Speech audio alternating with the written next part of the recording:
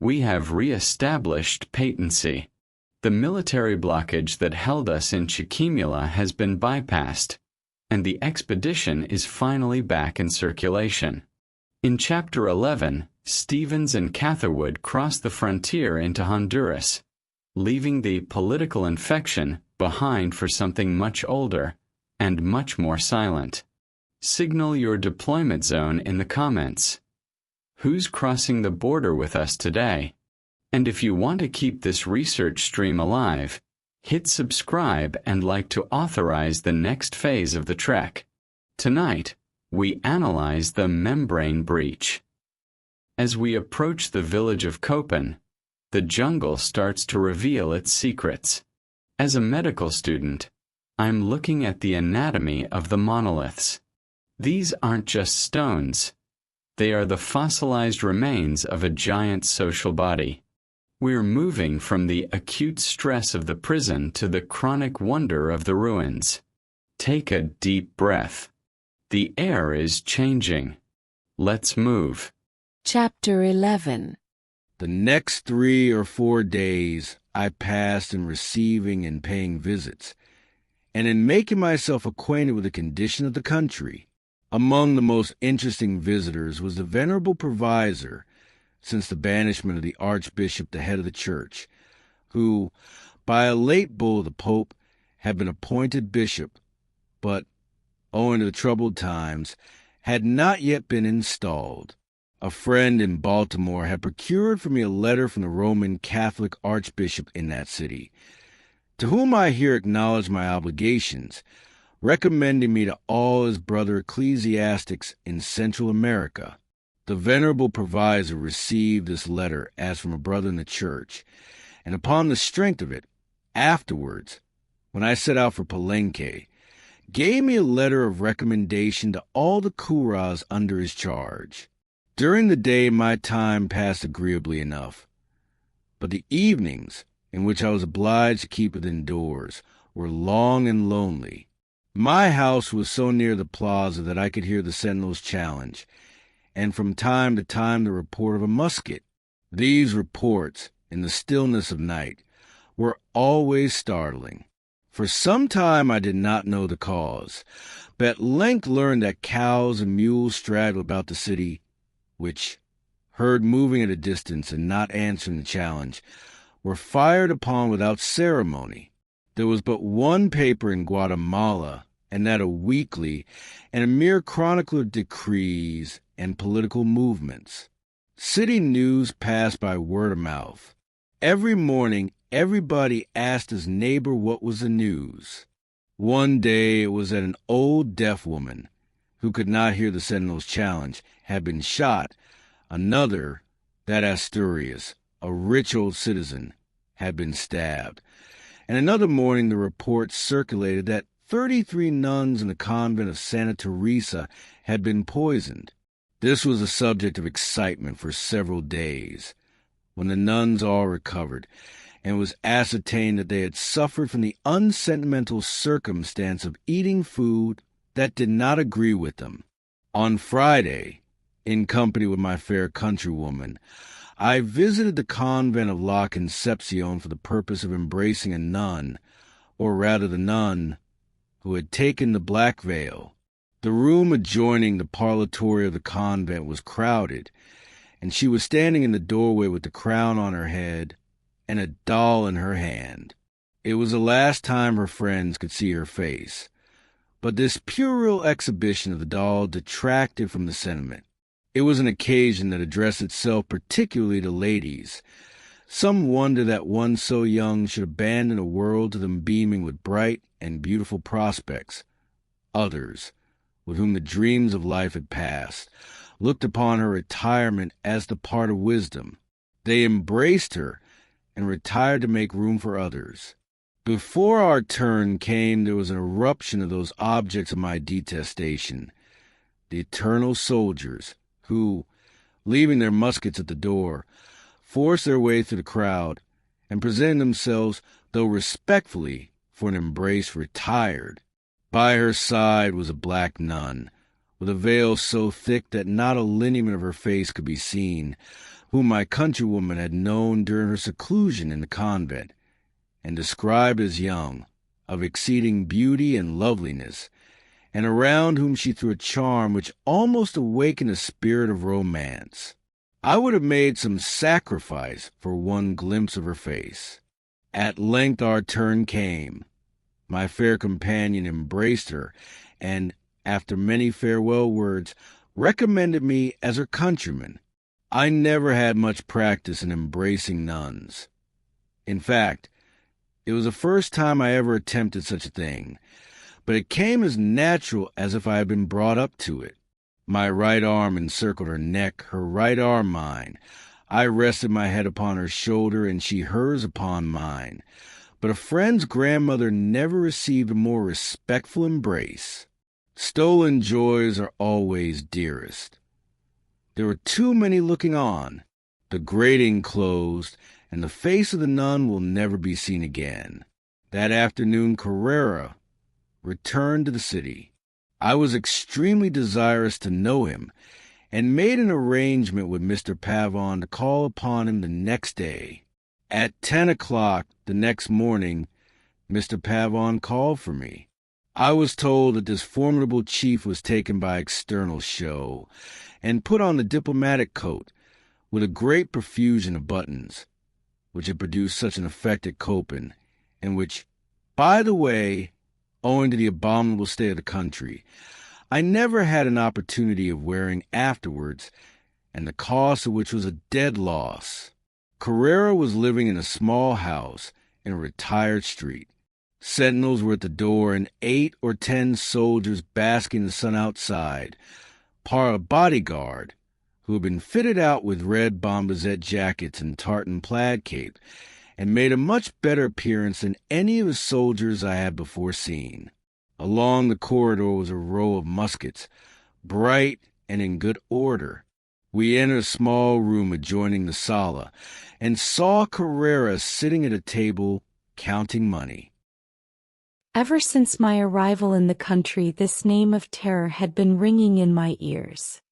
Mr. Montgomery, to whom I have before referred, and who arrived in Central America about a year before me, says, an insurrection, I was told, had taken place among the Indians, who, under the directions of a man called Carrera, were ravaging the country and committing all kinds of excesses. Along the coast and in some of the departments tranquility had not been disturbed, but in the interior there was no safety for the traveler, and every avenue to the capital was beset by parties of brigands, who showed no mercy to their victims, especially if they were foreigners. And in referring to the posture of affairs at his departure he adds, it is probable, however, that while this is being written, the active measures of General Morazan for putting down the insurrection have been successful, and that the career of this rebel hero has been brought to a close. But the career of the rebel hero was not brought to a close. The man called Carrera was now absolute master of Guatemala, and if I am not deceived, he is destined to become more conspicuous than any other leader who has yet risen in the convulsions of Spanish America. He is a native of one of the wards of Guatemala. His friends, in compliment, call him a mulatto. I, for the same reason, call him an Indian, considering that the better blood of the two. In 1829 he was a drummer boy in Colonel Asenina's regiment. When the Liberal or Democratic Party prevailed, and General Morazan entered the city, Carrera broke his drum and retired to the village of Matasquintla. Here he entered into business as a pig driver, and for several years continued in this respectable occupation, probably as free as one of his own pigs from any dreams of future greatness. The excesses of political parties, severe exactions for the support of government, encroachments upon the property of the Church, and innovations, particularly the introduction of the Livingston Code, establishing trial by jury and making marriage a civil contract, created discontent throughout the country. The last gave great offense to the clergy, who exercised an unbounded influence over the minds of the Indians. In 1837 the cholera, which in its destructive march over the habitable world, had hitherto spared this portion of the American continent, made its terrible appearance, and besides strewing it with dead, proved the immediate cause of political convulsions. The priests persuaded the Indians that the foreigners had poisoned the waters. Galvez, who was at that time the chief of the state, sent medicines into all the villages, which being ignorantly administered, sometimes produced fatal consequences, and the priests, always opposed to the Liberal party, persuaded the Indians that the government was endeavoring to poison and destroy their race. The Indians became excited all over the country, and in Matasquintla they rose in mass, with Carrera at their head, crying "Viva la religion, y muerte a los extranjeros." The first blow was struck by murdering the judges appointed under the Livingston Code. Galvez sent a commission with detachments of cavalry and a white flag, to hear their complaints, but while conferring with the insurgents they were surrounded, and almost all of them cut to pieces.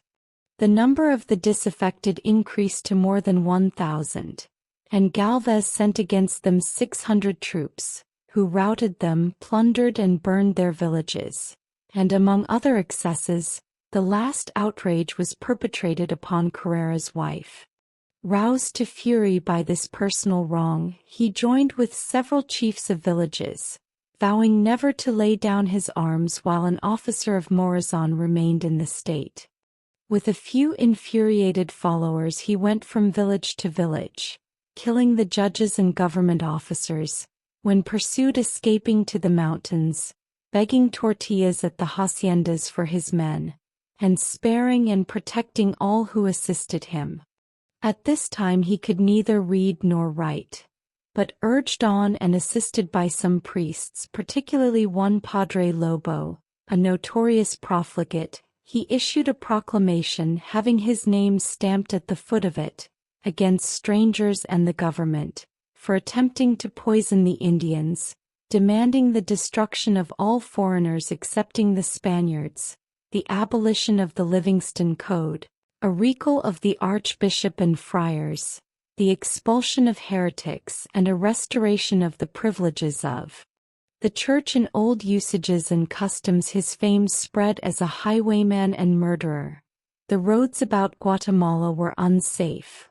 All traveling was broken up. The merchants were thrown into consternation by intelligence that the whole of the goods sent to the fair at Esquipulas had fallen into his hands, which however proved untrue, and very soon he became so strong that he attacked villages and even towns. The reader will bear in mind that this was in the state of Guatemala. The Liberal Party was dominant, but at this critical moment a fatal division took place among its members. Barundia, a leading member, disappointed of a high office for a profligate relative, deserted the administration, and appeared in the assembly at the head of the opposition. Party distraction and the rising of Carrera stirred up all who were dissatisfied with the government, and the citizens of the Antigua, about 25 miles distant, sent in a petition for a decree of amnesty for political offenses, allowing exiles to return and a redress of other grievances.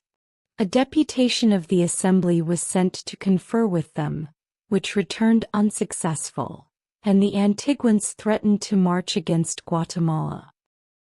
On Sunday, the 20th of February, 1838, proclamations of the Antiguanos were found strewed in the streets, and there was a general alarm that the Antiguanos were on their march to attack the city. The troops of the general government, less than 500 in number, and the militia were mustered. Cannon placed at the corners of the square and sentinels in the streets, and General Prem published a bando, calling upon all citizens to take up arms. Galvez, the chief of the state, mounted his horse and rode through the streets, endeavoring to rouse the citizens, and giving out that Morazan was on his march, and had defeated 300 of Carrera's gang. On Monday, all business was suspended. Galvez, in great perplexity, reinstated some officers who had been dismissed and appointed Mejia, a Spaniard, lieutenant colonel, which gave such disgust that Prem and all the officers sent in their resignations. Galvez begged and implored them to continue, reconciling himself to each individually, and at length, on his revoking the commission of Mejia, they consented. At 2:00, it was rumored that Carrera had joined the Antiguanos. Prem published a decree that all males from 14 to 60, except priests and persons laboring under physical imbecility, should take up arms. At 9:00 at night, there was an alarm that a party of Carrera's gang was at the Acetuna. The square was garrisoned and sentinels and cannons placed at the corners of the streets. To add to the excitement, during the night the provisor died, and news was received that the Livingston Code had been publicly burned at Chiquimula and that the town had declared against Galvez. On Wednesday morning, fosses were commenced at the corners of the public square, but on Thursday the Marquis of Acenina, the leader of the Central Party, by a conference of the divided liberals, succeeded in inducing a majority of deputies to sign a convention of amnesty, which gave general satisfaction, and the next day the city was perfectly quiet. At midday this calm proved the forerunner of a dreadful storm. The troops of the federal government, the only reliable force, revolted, and with bayonets fixed, colors flying, and cannon in front, left the barracks and marched into the plaza. They refused to ratify the convention by which, it was represented to them, Galvez was to be deposed, and Valenzuela, the vice-chief and Atula Barundia, appointed in his stead. They refused to serve under any of the opposition, and said they could get protection, and had no occasion to ask it. Deputies were cited to attend a meeting of the Assembly, but they were afraid to convene. The officers had a conference with the soldiers, and Marino, a sergeant, drew up a document requiring the President Morazan to be sent for, and Galvez to remain chief until his arrival. This was assented to. Deputies were sent requesting Morazan to come to Guatemala, and also to the Antigua, to explain the circumstances of violating the convention. But they were unsuccessful, and the same night the alarm bell announced the approach of 800 men to attack the city. The militia were called to arms, but only about 40 appeared. At 5:30 Galvez formed the government troops, and, accompanied by Prem, marched in the plaza to meet the rebels. But before he reached the gate, a conspiracy broke out among the troops, and with the cry, "Viva el General Marino! Why muera el jefe del Estado? Quien nos ha vendido fuego, muchachos?" Live General Marino, and die the chief of the state, who has sold us. Fire, boys! The infantry fired upon the Etat Major. A ball passed through Prem's hat. Galvez was thrown from his horse, but escaped and took refuge behind the altar of the church of La Concepcion. Yanez succeeded in dispersing the troops with his cavalry, and returned to the square, leaving 15 dead in the street. Marino, with about 120 men, took possession of the small field piece of battalion and stationed himself in the square of Guadalupe. Parties of the dispersed troops remained out all night, firing their muskets and keeping the city in a state of alarm, but Yanez saved it from plunder by patrolling with his cavalry. In the morning, Marino asked permission to march into the plaza. His number had increased by the return of straggling parties, and on forming in the plaza, he and 3 or 4 of the ringleaders were ordered to leave the ranks and sent to prison in the convent of San Domingo, where on Monday afternoon he was tied to a stake in his cell and shot. His grave at the foot of the stake, and blood spattered on the wall, were among the curiosities shown to me in Guatemala. On Sunday morning the bells again sounded the alarm. The rebels were at the old gate and commissioners were sent out to treat with them. They demanded an evacuation of the plaza by the soldiers. But the soldiers answered indignantly that the rebels might come and take the square. Prem softened this into an answer that they could not surrender to rebels, and at about 12:30 at night the attack commenced. The rebels scattered in the suburbs, wasting powder and bullets, and in the morning Yanez with 70 cavalry made a sally, and routing 300 of them, returned into the plaza with lances reeking with blood. Probably if he had been seconded by the citizens he would have driven them all back to the Antigua. On Wednesday Carrera joined the rebels. He had sent his emissaries to the villages, rousing the Indians and promising them the plunder of Guatemala. And on Thursday, with a tumultuous mass of half-naked savages, men, women, and children, estimated at 10,000 or 12,000, presented himself at the gate of the city. The Antiguanos themselves were struck with consternation, and the citizens of Guatemala were thrown into a state bordering on distraction.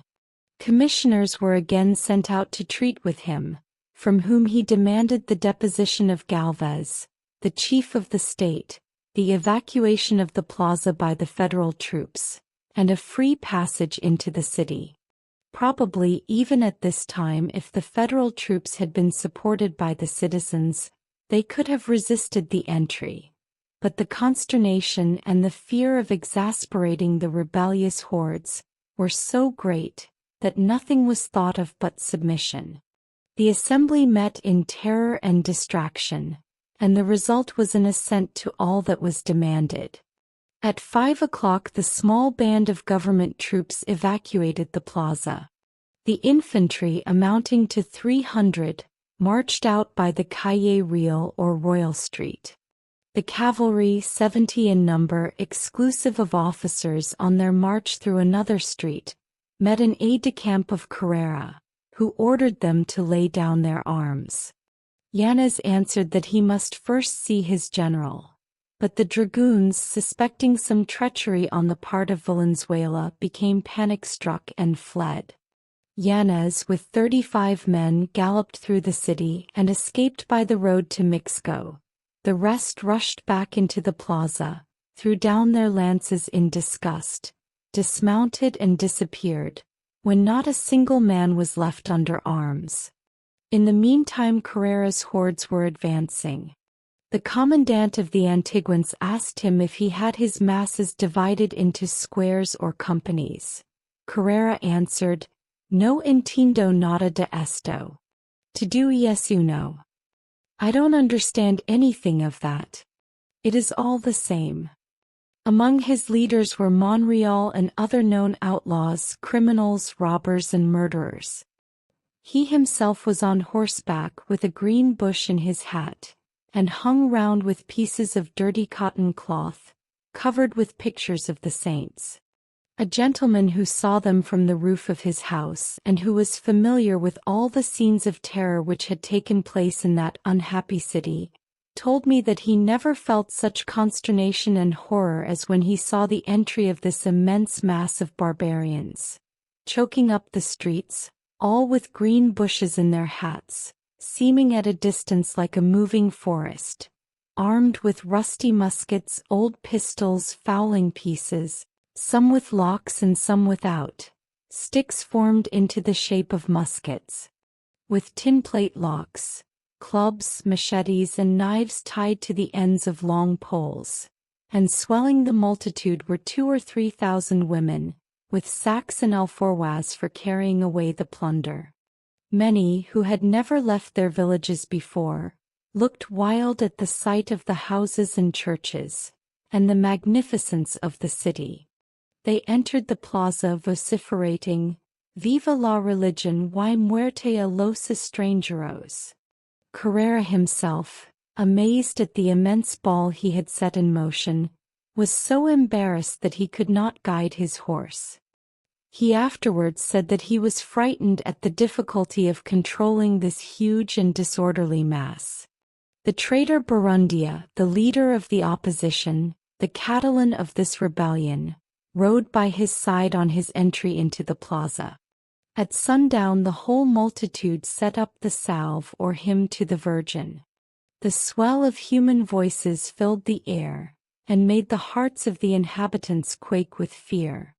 Carrera entered the cathedral. The Indians, in mute astonishment at its magnificence, thronged in after him, and set up around the beautiful altar the uncouth images of their village saints. Monreal broke into the house of General Prem, and seized a uniform coat richly embroidered with gold, into which Carrera slipped his arms, still wearing his straw hat with its green bush. A watch was brought him, but he did not know the use of it. Probably, since the invasion of Rome by Alaric and the Goths, no civilized city was ever visited by such an inundation of barbarians. And Carrera alone had power to control the wild elements around him. As soon as possible, some of the authorities sought him out, and in the most abject terms begged him to state on what conditions he would evacuate the city. He demanded the deposition of Galvez, the chief of the state, all the money, and all the arms the government could command. The priests were the only people who had any influence with him, and words cannot convey any idea of the awful state of suspense which the city suffered, dreading every moment to hear the signal given for general pillage and massacre. The inhabitants shut themselves up in their houses, which, being built of stone, with iron balconies to the windows, and doors several inches thick, resisted the assaults of straggling parties. But atrocities more than enough were committed, as it seemed, preliminary to a general sacking. The vice president of the republic was murdered. The house of Flores, a deputy, sacked, his mother knocked down by a villain with the butt of a musket, and one of his daughters shot in the arm with 2 balls.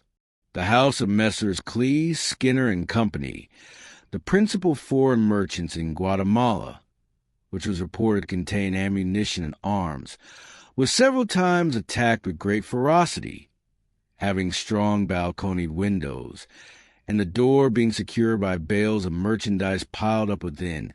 It resisted the assaults of an undisciplined mob, armed only with dubs, muskets, knives, and machetes. The priests ran through the streets bearing the crucifix in the name of the Virgin, and saints restraining the lawless Indians, stilling the wildness of passion, and saving the terrified inhabitants.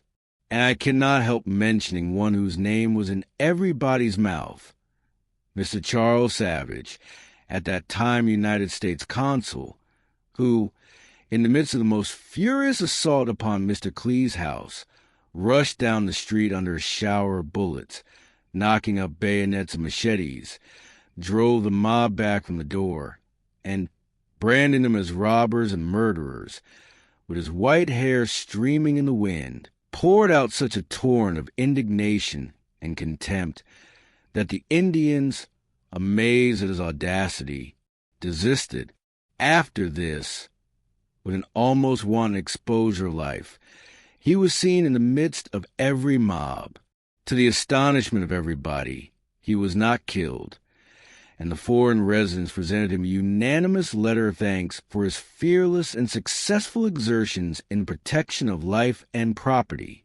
Pending the negotiation, Carrera, dressed in Prem's uniform, endeavored to restrain his tumultuous followers. But several times he said that he could not himself resist the temptation to sack Clee's house and those of the other ingleses. There was a strange dash of fanaticism in the character of this lawless chieftain. The battle cry of his hordes was, "Viva la religion!" The palace of the archbishop had been suffered to be used as a theater by the liberals. Carrera demanded the keys, and, putting them in his pocket, declared that, to prevent any future pollution, it should not be opened again until the banished archbishop returned to occupy it. At length the terms upon which he consented to withdraw were agreed upon, viz., $11,000 in silver, 10,000 to be distributed among his followers, and 1,000 for his own share, 1,000 muskets, and a commission as lieutenant colonel for himself. The amount of money was small as the price of relief from such imminent danger, but it was an immense sum in the eyes of Carrera and his followers, few of whom were worth more than the rags on their backs and the stolen arms in their hands. It was not easily raised. The treasury was bankrupt, and the money was not very cheerfully contributed by the citizens. The madness of consenting to put in the hands of Carrera 1,000 muskets was only equaled by the absurdity of making him a lieutenant colonel. On the afternoon of the third day, the money was paid, the muskets delivered, and Carrera was invested with command of the province of Mita, a district near Guatemala. The joy of the inhabitants at the prospect of his immediate departure was without bounds. But at the last moment an awful rumor spread that the wild bands had evinced an uncontrollable eagerness before leaving to sack the city. A random discharge of muskets in the plaza confirmed this rumor, and the effect was dreadful. An hour of terrible suspense followed, but at 5 o'clock they filed off in straggling crowds from the plaza. At the Plaza de Toros they halted, and, firing their muskets in the air, created another panic. A rumor was revived that Carrera had demanded $4,000 more, and that, unless he received it, he would return and take it by force. Carrera himself did actually return, and demanded a field piece, which was given him, and at length, leaving behind him a document requiring the redress of certain grievances, to the unspeakable joy of all the inhabitants he left the city. The delight of the citizens at being relieved from the pressure of immediate danger was indeed great, but there was no return of confidence, and unhappily no healing of political animosities. Valenzuela was appointed chief of the state. The assembly renewed its distracted sessions. Barrundia, as the head of the now ministerial party, proposed to abolish all the unconstitutional decrees of Galvez. Money was wanted and recourse had to the old system of forced loans. This exasperated the moneyed men, and in the midst of discord and confusion, news was received that Quezaltepeque, one of the departments of Guatemala, had seceded and declared itself a separate state. At this time, too, the government received a letter from Carrera, stating that he had been informed, since his arrival at Esquipulas, that people spoke ill of him in the capital, and if they continued to do so, he had 4,000 men and would return and put things right. From time to time he sent a message to the same effect by some straggling Indian who happened to pass through his village. Afterward it was reported that his followers had renounced his authority and commenced operations on their own account, threatening the city with another invasion, determined, according to their proclamations, to exterminate the whites and establish a government of partes libres, free tigers, and enjoy in their own right the lands which had devolved upon them by their emancipation from the dominion of the whites. To the honor of Guatemala, a single spark of spirit broke forth, and men of all classes took up arms, but it was a single flash and soon died away. Again intelligence arrived that Carrera himself had sent out his emissaries to summon his hordes for another march upon the city. Several families received private information and advice to seek safety in flight. Hundreds of people did so, and the roads were crowded with processions of mules, horses, and Indians loaded with luggage. On Sunday everybody was going, and early on Monday morning guards were placed at the barriers. Hundreds of passports were applied for and refused. Again a decree was published that all should take up arms. The militia were again mustered. At 10 o'clock on Tuesday night it was said that Carrera was at Palencia, at 11 that he had gone to suppress an insurrection of his own bandits, and on Wednesday night that he was at a place called Canales. On Sunday, the 4th of March, a review took place of about 700 men. The Antigua sent 350 muskets and ammunition, which they did not consider it prudent to keep, as there had been cries of "Muera Guatemala," "Y viva Carrera," and placards bearing the same ominous words had been posted on the walls. At this time a letter was received from Carrera by the government, telling them to disband their troops, and assuring them that he was collecting forces only to destroy a party of 400 rebels, headed by one Galvez, the former chief of the state whom he had deposed, and requesting 2 cannon and more ammunition. At another time, probably supposing that the government must be interested in his fortunes, he sent word that he had narrowly escaped being assassinated. Monreal had taken advantage of an opportunity, seduced his men, tied him to a tree, and was in the very act of having him shot, when his brother Laureano Carrera rushed in and ran Monreal through with his bayonet. The government now conceived the project of inducing his followers, by the influence of the priests, to surrender their arms on paying them $5 apiece. But very soon he was heard of stronger than ever, occupying all the roads, sending in imperious proclamations to the government, and at length the news came that he was actually marching upon the city. At this time, to the unspeakable joy of the inhabitants, General Morazan, the President of the Republic, arrived from San Salvador with 1,500 men. But even yet party spirit was dominant. General Morazan encamped a few leagues from the city, hesitating to enter it or to employ the forces of the general government in putting down a revolution in the state except with the consent of the state government. The state government was jealous of the federal government, tenacious of prerogatives it had not the courage to defend, and demanded from the president a plan of his campaign, passed a decree offering Carrera and his followers 15 days to lay down their arms, which General Morazan would not permit to be published at his headquarters. 2 days afterwards annulled it, and authorized the President of the Republic to act as circumstances might require. During this time one of Morazan's piquets had been cut off and the officers murdered, which created a great excitement among his soldiers.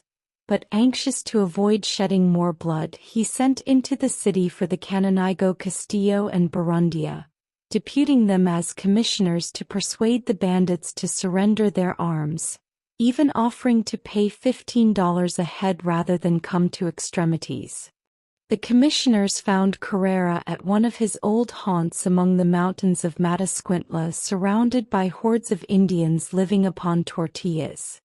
The traitor Barundia had been received by Morazan's soldiers with groans. His poor jaded horse was tied up at Morazan's camp a day and a half without a blade of grass, and as a farther reward of his treason, Carrera refused to meet him under a roof, because, as he said, he did not wish to plunge his new lance, a present from a priest, into Barundia's breast. The meeting took place in the open air and on the top of a mountain. Carrera refused to lay down his arms unless all his former demands were complied with, and unless also the Indian capitation tax was reduced to 1/3 of its amount. But he softened his asperity against foreigners to the demand that only those not married should be expelled the country, and that thereafter they should be permitted to traffic only, and not to radicate in it. The atrocious priest Padre Lobo, his constant friend and adviser, was with him. The arguments of Cananaigo Castillo, particularly in regard to the folly of charging the government with an attempt to poison the Indians, were listened to with much attention by them. But Carrera broke up the conference by asserting vehemently that the government had offered him $20 a head for every Indian he poisoned. All hope of compromise was now at an end, and General Morazan marched directly to Matasquintla. But before he reached it, Carrera's bands had disappeared among the mountains. He heard of them in another place, devastating the country, desolating villages and towns. And again, before his troops could reach them, the muskets were concealed, and the Indians either in the mountains or quietly working the fields. Mr. Hall, the British vice-consul, received a letter from 11 British subjects at Salama, a distance of 3 days' journey, stating that they had been seized at night by a party of Carrera's troops, stripped of everything, confined 2 nights and a day without food, and sentenced to be shot, but finally ordered to leave the country, which they were then doing, destitute of everything and begging their way to the port. A few nights after, at 10 o'clock, the cannon of alarm was sounded in the city, and it was reported that Carrera was again at the gates. All this time party strife was as violent as ever, the Centralists trembling with apprehension, but in their hearts rejoicing at the distraction of the country under the administration of the Liberals, and that one had risen up capable of inspiring them with terror, and the divided Liberals hating each other with more intense hate even than the Centralists bore to them. But the excitement became so great that all the parties drew up separate petitions to General Morazan, representing the deplorable state of insecurity in the city, and begging him to enter and provide for its safety. Separate sets of deputies hurried to anticipate each other at General Morazan's headquarters, and pay court to him by being the first to ask his protection. General Morazan had become acquainted with the distracted condition of the city, and was in the act of mounting his horse when the deputies arrived. On Sunday he entered with an escort of 200 soldiers, amid the ringing of bells, firing of cannon, and other demonstrations of joy. The same day the merchants, with the Marquis of Acenina and others of the Central Party, presented a petition representing the dreadful state of public feeling and requesting Morazan to depose the state authorities and assume the reins of government, and to convoke a constituent assembly as the only means of saving Guatemala from utter ruin. In the evening, deputies from the different branches of the Liberal Party had long conferences with the president. Morazan answered all that he wished to act legally, would communicate with the Assembly the next day, and be governed by their decision. The proceedings in the Assembly are too afflicting and disgraceful to dwell upon. So far as I can understand the party strife of that time, after wading through papers and pamphlets emanating from both sides, General Morazan conducted himself with probity and honor. The Centralists made a desperate effort to attach him to them, but he would not accept the offered embrace, nor the sycophantic service of men who would always oppose him, nor would he sustain what he believed to be wrong in his own partisans. In the meantime, Carrera was gaining ground. He had routed several detachments of the federal troops, massacred men, and increased the stock of ammunition and arms. At length all agreed that something must be done, and at a final meeting of the Assembly, with a feeling of desperation, it was decreed without debate that the state government should retire to the Antigua. That the president, in person or by delegate, should govern the district according to Article 176 of the Constitution. Amid these scenes within the city and rumors of worse from without, on Sunday night a ball was given to Morazan, but the Centralists, displeased at his not acceding to their overtures, did not attend.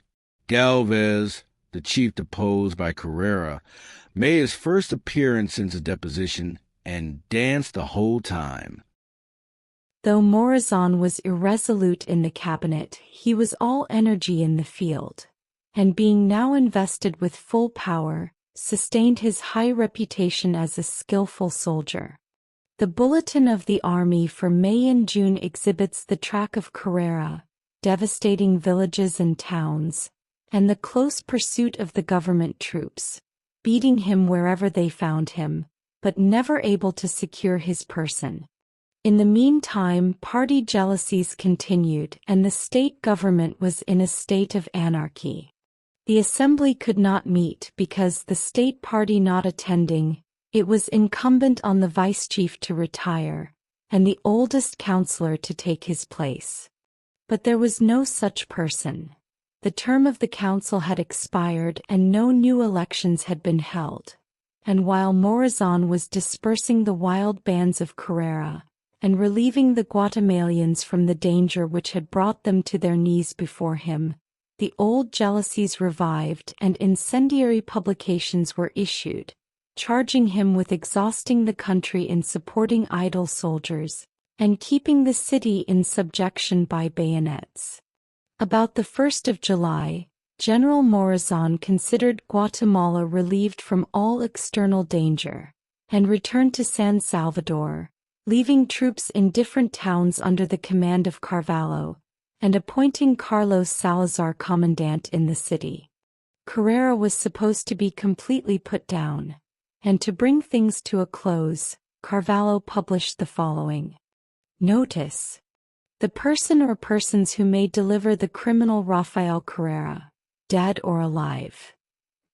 He does not present himself voluntarily under the last pardon, shall receive a reward of $1,500 and 2 caballerias of land, and pardon for any crime he has committed.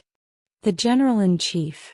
Guatemala, July 20, 1838. J. N. Carvalho. But the criminal Carrera, the proscribed outlaw, was not yet put down. One by one he surprised the detachments of federal troops, and while the city exhibited the fierceness of party spirit, forced loans, complaints of the expense of maintaining idle soldiers, plans to abolish the state government and form a provisional junta, its actual prostration, and the organizing of a constituent assembly with M. Rivera Paz at the head, Carrera with still increasing numbers attacked Amatitan, took the Antigua and barely waiting to sack a few houses, stripped it of cannon, muskets and ammunition, and again marched against Guatemala, proclaiming his intention to raze every house to the ground and murder every white inhabitant. The consternation in the city cannot be conceived. General Morazan was again solicited to come. A line in pencil was received from him by a man who carried it sewed up in the sleeve of his coat, urging the city to defend itself and hold out for a few days. But the danger was too imminent.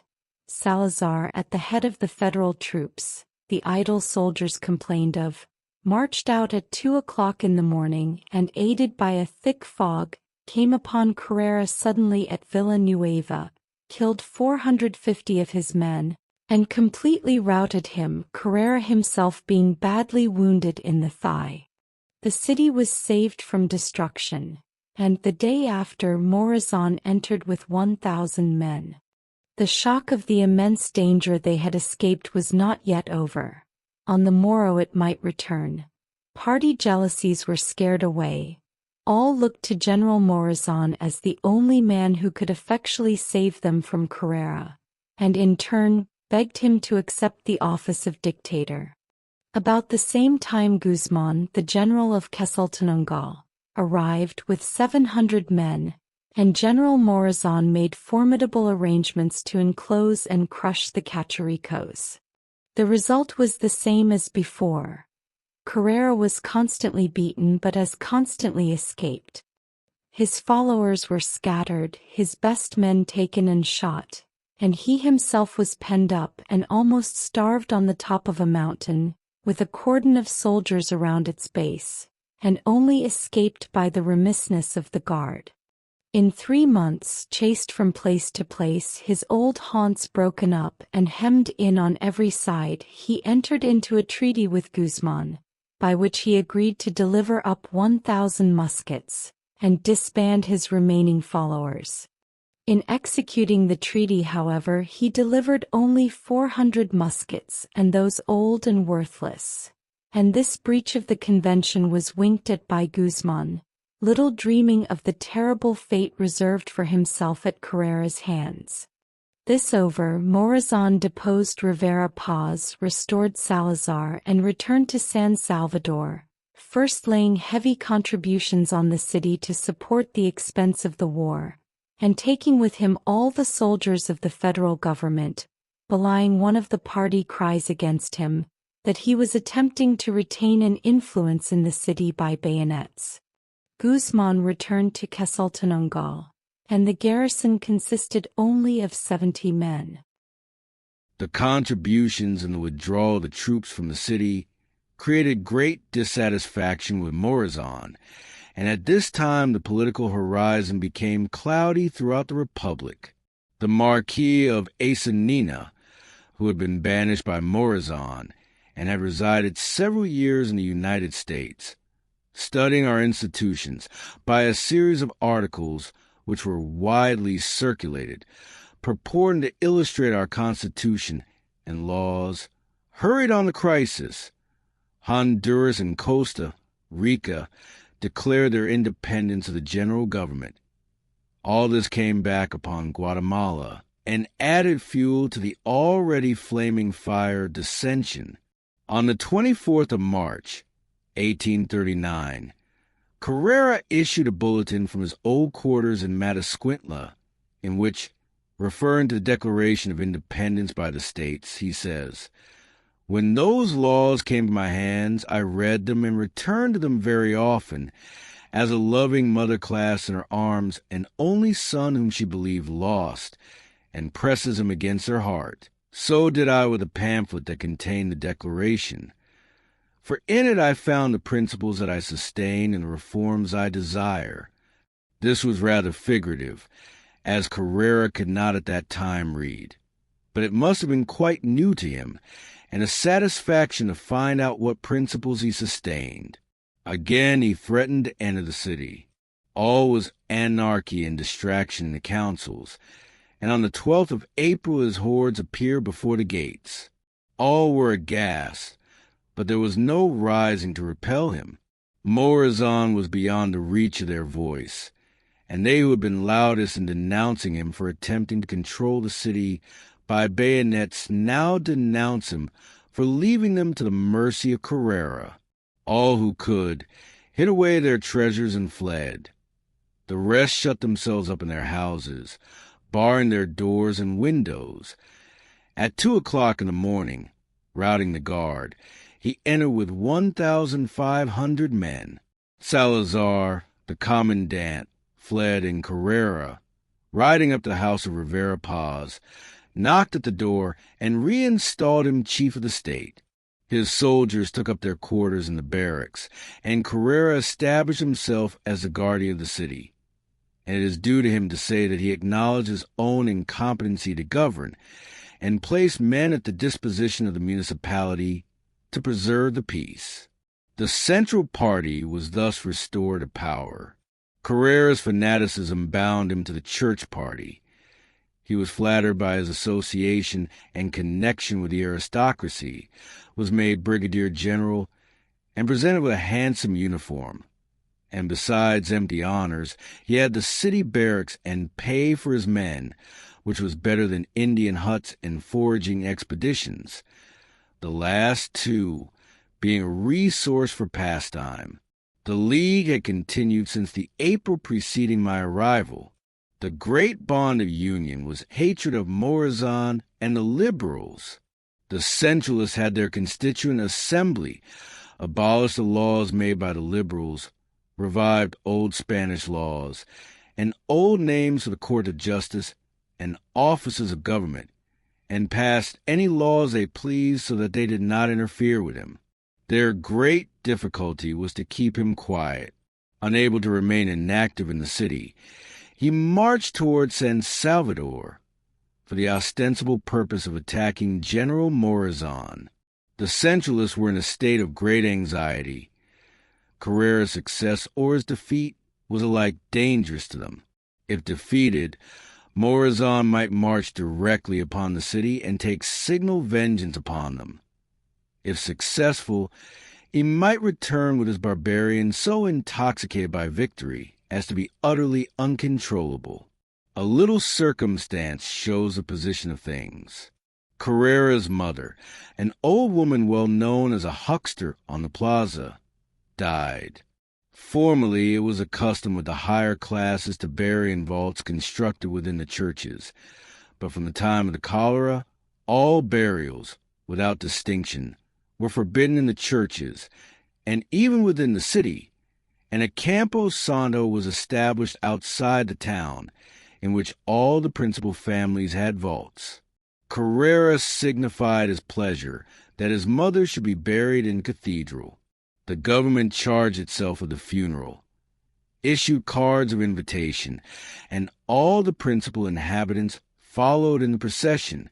No efforts were spared to conciliate and keep him in good temper, but he was subject to violent bursts of passion, and it was said, had cautioned the members of the government at such moments not to attempt to argue with him, but to let him have his own way.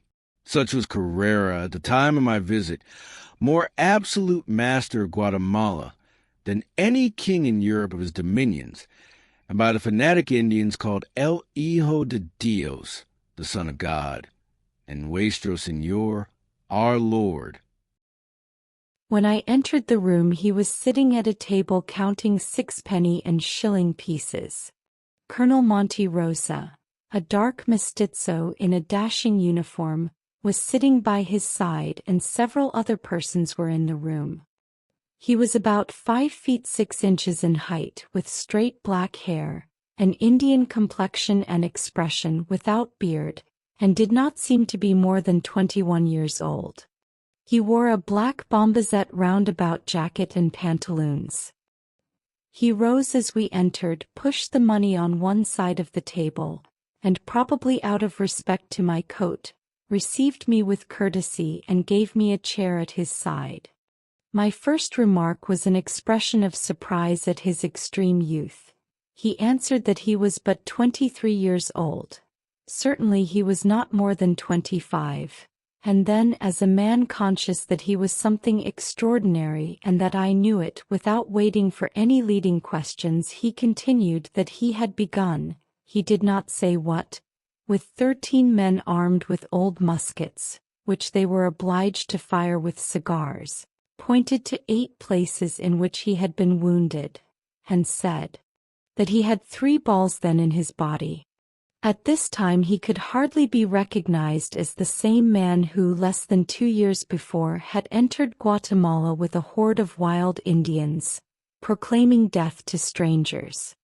Indeed, in no particular had he changed more than in his opinion of foreigners, a happy illustration of the effect of personal intercourse in breaking down prejudices against individuals or classes. He had become personally acquainted with several, one of whom, an English doctor, had extracted a ball from his side, and his intercourse with all had been so satisfactory that his feelings had undergone an entire revulsion, and he said that they were the only people who never deceived him. He had done, too, what I consider extraordinary in the intervals of his hurried life. He had learned to write his name, and had thrown aside his stamp. I never had the fortune to be presented to any legitimate king, nor to any usurper of the prerogatives of royalty except Muhammad Ali. Old as he was, I gave him some good advice, and it grieves me that the old lion is now shorn of his mane.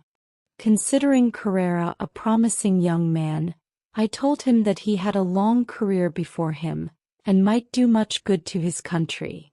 And he laid his hand upon his heart, and with a burst of feeling that I did not expect, said he was determined to sacrifice his life for his country. With all his faults and his crimes, none ever accused him of duplicity, or of saying what he did not mean, and perhaps, as many self-deceiving men have done before him, he believes himself a patriot. I considered that he was destined to exercise an important, if not a controlling, influence on the affairs of Central America, and trusting that hopes of honorable and extended fame might have some effect upon his character, I told him that his name had already reached my country, and that I had seen in the newspapers an account of his last entry into Guatemala, with praises of his moderation and exertions to prevent atrocities. He expressed himself pleased that his name was known, and such mention made of him among strangers, and said he was not a robber and a murderer as he was called by his enemies. He seemed intelligent and capable of improvement, and I told him that he ought to travel into other countries, and particularly from its contiguity into mine. He had a very indefinite notion as to where my country was.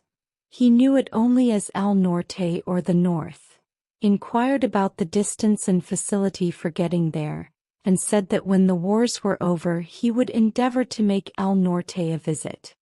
But he could not fix his thoughts upon anything except the wars and Morazan. In fact, he knew of nothing else. He was boyish in his manners and manner of speaking, but very grave. He never smiled, and conscious of power, was unostentatious in the exhibition of it, though he always spoke in the first person of what he had done and what he intended to do. One of the hangers-on, evidently to pay court to him, looked for a paper bearing his signature to show me as a specimen of his handwriting, but did not find one. My interview with him was much more interesting than I had expected.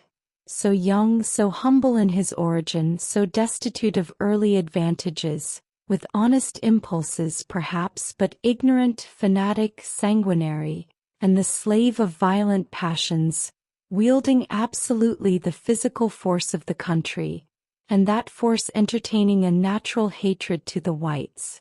At parting he accompanied me to the door, and in the presence of his villainous soldiers, made me a free offer of his services.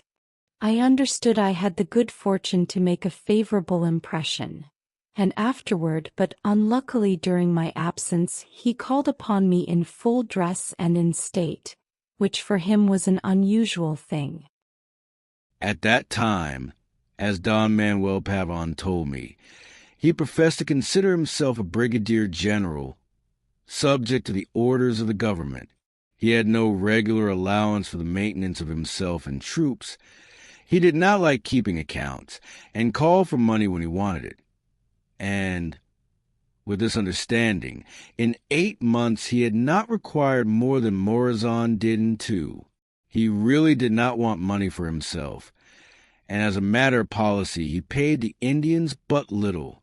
This operated powerfully with the aristocracy, upon whom the whole burden of raising money devolved. It may be a satisfaction to some of my friends to know that this lawless chief is under a dominion to which meeker men are loath to submit. His wife accompanies him on horseback in all his expeditions, influenced by a feeling which is said to proceed sometimes from excess of affection, and I have heard that it is no unimportant part of the business of the chief of the state to settle family jars. As we were returning to my house, we met a gentleman who told Mr. Pavon that a party of soldiers was searching for a member of the assembly who was lying under the displeasure of Carrera, but a personal friend of theirs. And as we passed on, we saw a file of soldiers drawn up before his door, while others were inside searching the house. This was done by Carrera's orders, without any knowledge on the part of the government,